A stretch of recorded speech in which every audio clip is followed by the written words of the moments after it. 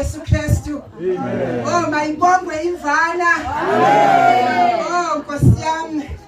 uYesu uyasindisa. Lomi uphambi kwenu.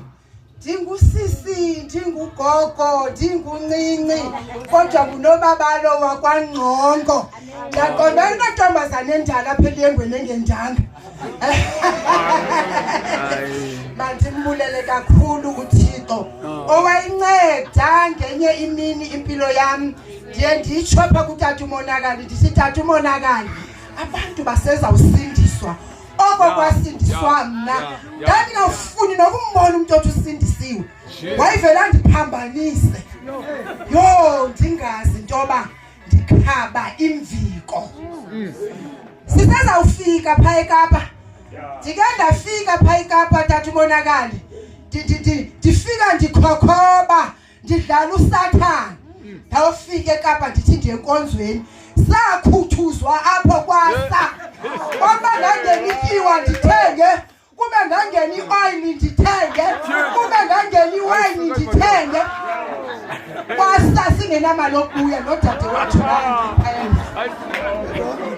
saqala ngokusafowuna sizofuna uncedo, zange silifumane. Kunoma izinto zibe ngcono zaba worse, sabuya siziphethe ezi zinto nomntakamama.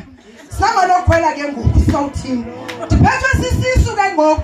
Esisisu 1 sesobudala, 2 sesestress imali phelile.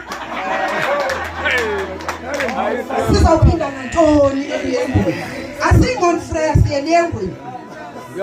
Sabuya ngemali kaNSFAS. Wayivaphi itishala ikhwela ngemali kaNSFAS. Safonela umntaka sister wami sathi silapha besingazwa noba silapha sicatshile. Kaloku uyegqirheni awuxeleli. Afika uYesu wayihlangula lempilo.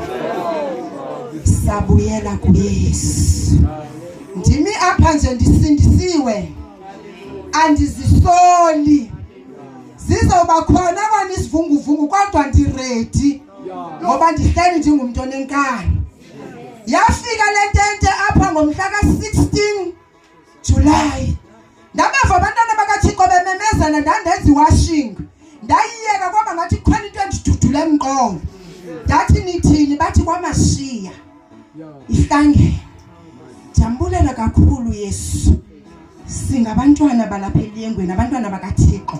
Sidityaniswe into enye, ivangeli ephilayo. Inyaniso esuka kuGenesis to Revelation. Yiyona esimele. Esidlalile ngayo ixesha elininzi lenyani iqhushe kwaphansi kwetafile. Kunala moya kovela ududulwe. Kuthiwa yamkela lo moya hoyincona nitsho ezantsi siyakwamkela. Hoyi! Hoyi! Hoyi! Ayiyo, masimbulele uThixo. Singathembisa uThixo ngoba sizawuwenza umsebenzi wakhe.